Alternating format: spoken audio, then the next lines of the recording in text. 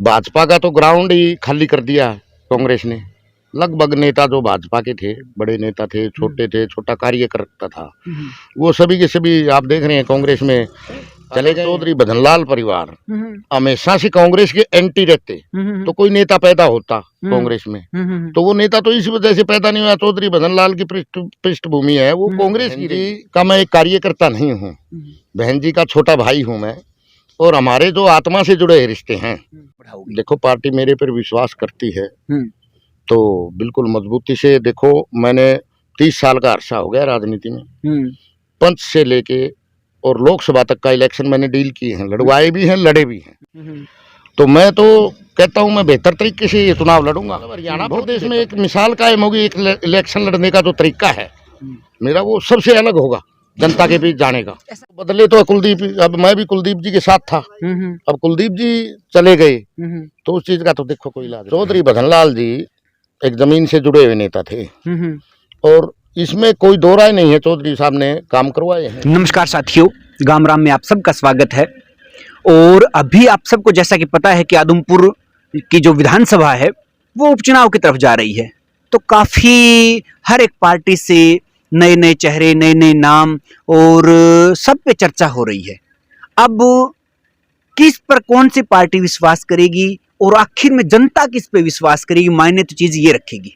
अभी मेरे साथ आप जो शख्स देख रहे हैं सुरेश जी हैं, मातरसाम से सरपंच रहे हैं, ब्लॉक समिति के मेंबर रहे हैं, और बहन शैलजा जी का खास आशीर्वाद या हम ये कहेंगे बड़ा लगाव जुड़ाव है। अभी गांव-गांव जा रहे हैं, गांव की यात्रा कर रहे हैं, लोगों से मिल रहे हैं। तो हमने भी सोशल मीडिया के जरिए इनसे मुलाकात की, इनसे बातचीत की और फिर मिलने की प्लानिंग की। तो आज हमें मिले तो इनसे बातचीत करेंगे। ये जो गांव-गांव जा रहे हैं, मिल रहे हैं लोगों से, आखिर मकसद क्या है। राम राम सुरेश जी। नमस्कार जी, आपके चैनल गाम राम को भी नमस्कार जी, धन्यवाद। और आपके जितने भी सब्सक्राइबर हैं उनको भी नमस्कार जी। तो अभी पिछले कई दिनों से मैं देख रहा हूं कि आप हर रोज 5-5, 4-4 गांव से जा रहे हैं, मिल रहे हैं, लोगों से यात्रा कर रहे हैं। उद्देश्य क्या है? ये तो ऐसा है जी, कांग्रेस पार्टी के प्रसार करने के लिए निकल पड़ा हूँ। अच्छा। क्योंकि इलेक्शन होने हैं अभी, दिसंबर में होंगे, नवंबर में होंगे, जो भी होंगे जी जी। तो उसके पार्टी के लिए राहुल गांधी जी की नीतियों को जन जन तक पहुंचाने के लिए और कांग्रेस पार्टी की नीतियां हैं वो जन जन तक पहुंचाने के लिए निकल पड़ा हूँ अपनी बाइक पर। तो बड़े ही साधारण और जमीनी स्तर से जुड़े हुए कार्यकर्ता हो आप, जैसा हम आपको ऑब्जर्व कर रहे हैं, देख रहे हैं। तो अभी कांग्रेस पार्टी में एक तरफ जो सेंटर की हम राजनीति की बात करें तो वहाँ तो अध्यक्ष पद के लिए चुनाव की बात हो रही है, और यहाँ जो अध्यक्ष पद है हरियाणा में वो उदय भान जी को मिला हुआ है, हुड्डा जी के काफ़ी नज़दीकी बताए जाते हैं। तो अभी इसी पूरे परिदृश्य में ये आदमपुर विधानसभा का चुनाव आया है। दीपेंद्र हुड्डा भी गांव-गांव खूब मेहनत कर रहे हैं। तो किस प्रकार से आप देख रहे हो कांग्रेस कहाँ स्टैंड करेगी आदमपुर विधानसभा में? ऐसा है जी, हमारे नेता मतलब पब्लिक में मिल रहे हैं और भाजपा का तो ग्राउंड ही खाली कर दिया कांग्रेस ने। लगभग नेता जो भाजपा के थे, बड़े नेता थे, छोटे थे, छोटा कार्यकर्ता था, वो सभी के सभी आप देख रहे हैं कांग्रेस में चले गए हैं और कांग्रेस यहाँ मजबूत स्थिति में है। अच्छा। और मजबूत स्थिति में नहीं, यहाँ से जीतेगी कांग्रेस, आराम से जीतेगी कांग्रेस, जीतेगी सुरेश जी कह रहे हैं। तो अभी जैसे भाजपा की तरफ से तो एक बात क्लियर है, या तो कुलदीप बिश्नोई या उनका बेटा भव्य बिश्नोई, इसी पे ही आसपास बातें घूम रही है। कांग्रेस की तरफ से कौन हो? ऐसा है जी, कांग्रेस एक देखो बहुत बड़ी पार्टी है और बहुत से नेता हैं, दावेदार भी बहुत हैं। तो वो तो हाईकमान को, प्रदेश की जो शीर्ष नेतृत्व है प्रदेश का और देश का, वो मिलके किसी को ले आइयो और मिलके मतलब इलेक्शन लड़ेंगे। अच्छा। तो बहुत से नेता है मान लो जो है लाइन में लगे हुए हैं, इलेक्शन लड़ने के इच्छुक है। अच्छा जी। तो हाईकमान जिसको भी उतारेगी उसकी हम तन मन धन से मदद करेंगे मैदान में। एक आप बड़े जमीनी कार्यकर्ता हो इस कांग्रेस से जुड़े हुए, एक ये कोई आप दूरदर्शिता की कमी नहीं मानना कांग्रेस की कि कुलदीप के अलावा इन्होंने इस हलके या इस एरिया से कोई और बड़ा नेता पैदा नहीं हुआ? कि ये अभी जो ये तो जैसे चुनाव आते हैं उपचुनाव नहीं, बाहर से नेता। वो कांग्रेस में हमेशा नहीं कह सकते, हाँ क्योंकि जी। चौधरी भजनलाल कांग्रेस में थे, हाँ जी। तो कांग्रेस कैसे पैदा करेगी? अब ये भाजपा में चले गए, हम्म। ये विशेष कारण रहा ना। हाँ। अगर चौधरी भजनलाल परिवार हम्म हमेशा से कांग्रेस के एंटी रहते, तो कोई नेता पैदा होता कांग्रेस में, तो वो नेता तो इस वजह से पैदा नहीं हुआ। चौधरी भजनलाल की पृष्ठभूमि है वो कांग्रेस की रही है, और नेता तो दूसरी पार्टियों को पकाना चाहिए था, वो दूसरी पार्टी नहीं पका सकी।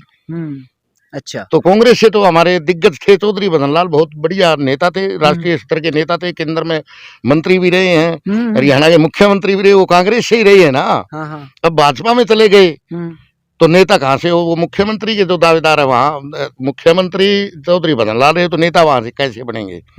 तो अब भाजपा में गए तो अब नेता तो है, बहुत से हैं अभी। तो मतलब अब की बार जो चुनाव होगा तो हम ये माने कि कांग्रेस है वो इसी क्षेत्र का, इसी एरिया के व्यक्ति को ही चुनाव में लेके आएगी।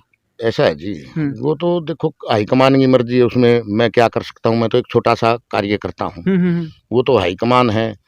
और हमें सर्वसम्मति से, मतलब कांग्रेस जिसको भी करेगी वो कहीं से भी लाए, नलवा क्षेत्र से लाए या बरवाड़ा क्षेत्र से लाए या आदमपुर से लाए, तो हमारा तो कहने का मतलब ये है भी हम उनकी मदद करेंगे तन मन धन से, और जिताएंगे उनको। आपका ये तो बड़ा जो एक हम कहते हैं बड़प्पन है कि आप कहते हो हम साधारण कार्यकर्ता हैं। बहन जी का, शैलजा जी का बड़ा आशीर्वाद है, और हम जब इस क्षेत्र में आए हुए हैं तो इस क्षेत्र में सबसे कोई नजदीक अगर बहन शैलजा जी का है तो वो आपका नाम आता है। ये बिल्कुल आपने सही किया।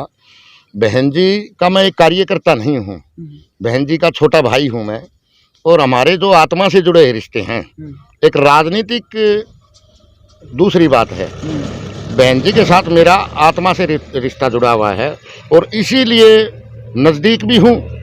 आत्मा से जुड़ा हुआ रिश्ता है, एक बहन भाई का रिश्ता होता है, वो रिश्ता है, तो मान लो फिर नज़दीकियाँ तो होगी, ऑटोमेटिक होगी। तो अगर इस उपचुनाव में बहन जी से राय ली जाए उम्मीदवार के बारे में तो आपका नाम आ सकता है, और अगर नाम आ जाता है सुरेश जी का इस उपचुनाव के लिए, तो फिर आप किस प्रकार से अपना आगे का जो ये चुनाव अभियान बढ़ाओगे? देखो पार्टी मेरे पर विश्वास करती है, तो बिल्कुल मजबूती से। देखो मैंने 30 साल का अरसा हो गया राजनीति में, पंच से लेके और लोकसभा तक का इलेक्शन मैंने डील किए हैं, लड़वाए भी हैं, लड़े भी हैं। जिला परिषद का चुनाव मैंने लड़ा, ब्लॉक समिति का मैंने लड़ा, सर्वसम्मति से बना, सरपंच का, पंच का, सब चुनाव देखे हैं। तो मैं तो कहता हूँ मैं बेहतर तरीके से ये चुनाव लड़ूंगा, बहुत ही बेहतर तरीके से, अगर आपको मौका मिले। हाँ, मतलब हरियाणा प्रदेश में एक मिसाल कायम होगी, एक इलेक्शन लड़ने का जो तरीका है मेरा, वो सबसे अलग होगा जनता के बीच जाने का। ऐसा क्या करोगे आप? वो जनता के बीच जाने का मेरा जो ऐसा है जी, मैं सोशल वर्किंग मेरे पहले दर्जे पे है, और दूसरे दर्जे पर राजनीति है। मैं सोशल वर्कर अपना बनाने के लिए, अपने मतलब कार्यकर्ता न बना के भाईचारा के हिसाब से जाऊंगा लोगों में, और उनकी मतलब समस्याएं।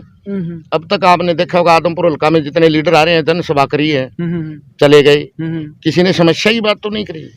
लेकिन मैं इतने दिन से, करीब 15 दिन से हल्के में घूम रहा हूँ, तो मैं सबसे पहले उनकी समस्याएं देखता हूँ। मैंने मेरी सोशल मीडिया पे डाली है, सोशल मीडिया मेरी खोल के देखिए, जो साथी देख रहे हैं वो भी देखिए। और आज से नहीं, सोशल मीडिया पे मैं 2012 से आया हूँ, तब का लगातार आदमपुर की समस्या है, चाहे नलवा की समस्या है, चाहे बरवाड़ा की समस्या है, चाहे फलाना की समस्या है, जहाँ भी जाता हूँ हरियाणा प्रदेश में, वहाँ कोई समस्या देखता हूँ, सोशल मीडिया पे डालता हूँ, सरकार को भेजता हूँ। वो सरकार का काम है, देखो वो करे ना करे। तो तजुर्बा यही रहेगा, पब्लिक में बैठ के भाईचारा बना के उनकी समस्याओं को उठा के, तो ये तरीका होगा मेरा। अभी पहले क्योंकि कुलदीप बिश्नोई जी कांग्रेस में रहे थे, तो कांग्रेस के कार्यकर्ताओं के मन में क्या है? कुलदीप जी के साथ ही जाएंगे या कांग्रेस पार्टी से जुड़े रहेंगे? नहीं, वो तो कांग्रेस में मैं घूम रहा हूँ, करीब 30 गाँव में मैं जा लिया और मिला हूँ कांग्रेस के कार्यकर्ता, वो कांग्रेस के ही है। अच्छा, वो तो बदले तो कुलदीप, अब मैं भी कुलदीप जी के साथ था, अब कुलदीप जी चले गए, तो उस चीज का तो देखो कोई इलाज नहीं है। हाँ, बदले तो हैं, तो कुलदीप जी बदले हैं। जो कांग्रेस का कार्यकर्ता वो कांग्रेस में रहेगा, और तन मन धन से कांग्रेस के साथ लगा रहेगा और उसकी सेवा करेगा पार्टी। एक जो आपसे वो क्वेश्चन मैं करूंगा जो हो सकता है भी बड़े नेता भी उसका उत्तर नहीं दे पाए, क्योंकि आप जमीन से जुड़े हुए कार्यकर्ता हो, आदमपुर विधानसभा का लंबे टाइम से आप देख रहे हो, किस आधार पे यहाँ वोटिंग होती है, कोई क्या मुद्दा क्या रहता है यहाँ? इसमें मुद्दा एक तो स्थानीय ही मुद्दे ज्यादा रहते हैं जी।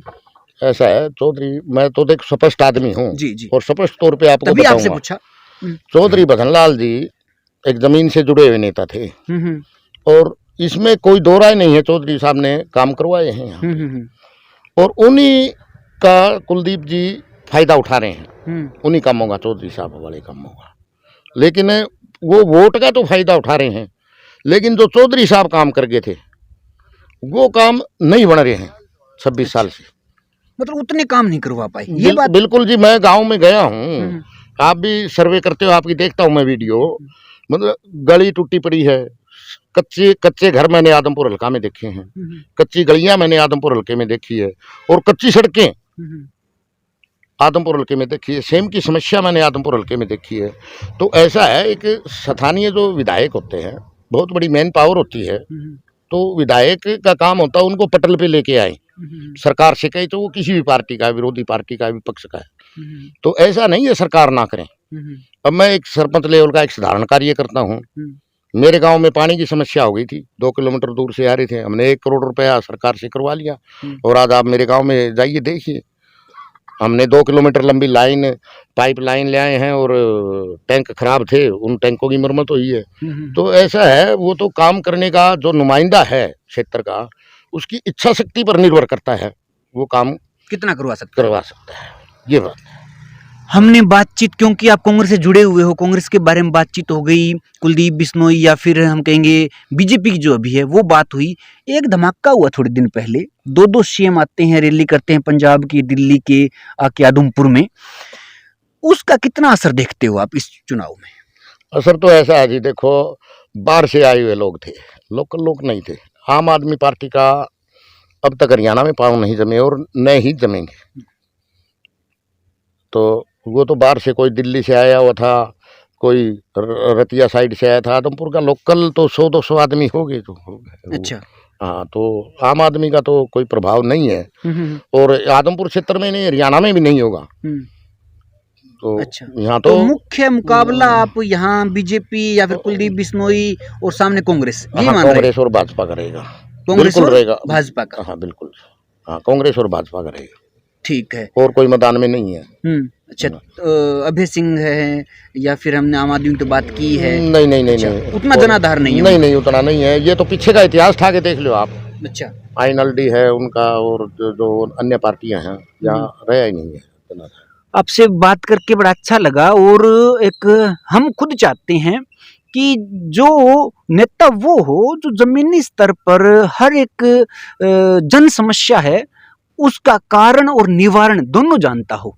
आप लास्ट में हमारे आदमपुर हलके के जो लोग आपको देख रहे हैं, क्या कहना चाहोगे? मैं तो आदमपुर की समझदार जनता है, बहुत पूरा हरियाणा प्रदेश में हम कहीं भी जाते हैं तो बताते हैं भाई आदमपुर की जनता है वो सबसे समझदार है, इंटेलिजेंट। तो आदमपुर की जनता से मेरा संदेश है भाई, आप जाति पाति के चक्कर में मत पड़ के, धर्म के चक्कर में ना पड़ के, काम करने वाला आदमी देखिए जो 24 घंटे आपके बीच में रहे और आपकी समस्या का आवाज़ उठाता रहे, शिक्षा के, स्वास्थ्य के, जल का, किसान का, महिला का, जो हर चीज़ का जानकार भी हो, वो नुमाइंदा आप चुनिए। मेरा आपको ये संदेश है जी। सुरेश जी, आपका बहुत बहुत धन्यवाद हमसे जुड़ने के लिए। बहुत धन्यवाद जी, आपका भी हमारे विचार जाने। विनोद जी, बहुत बहुत धन्यवाद। तो अभी सुरेश जी मातृसाम से सरपंच रहे हैं पूरा, उनसे हमने बातचीत की और भी हम आदमपुर विधानसभा के गांव की यात्रा कर रहे हैं। गांव से जुड़ी हुई समस्याएं, गांव के जुड़े हुए विकास के मुद्दे हम लगातार आप तक पहुंचा रहे हैं। अगर आप भी किसी भी गांव से हो और अपनी समस्या या अपनी आवाज़ लोगों तक पहुंचाना चाहते हो तो आप हमसे जरूर कांटेक्ट कीजिए, हम आपके पास आएंगे और आपकी आवाज़ आदमपुर पूरे विधानसभा के लोगों तक पहुंचाएंगे। अगले अन्य फिर किसी पक्ष के साथ आपसे मिलेंगे, तब तक के लिए नमस्कार, धन्यवाद।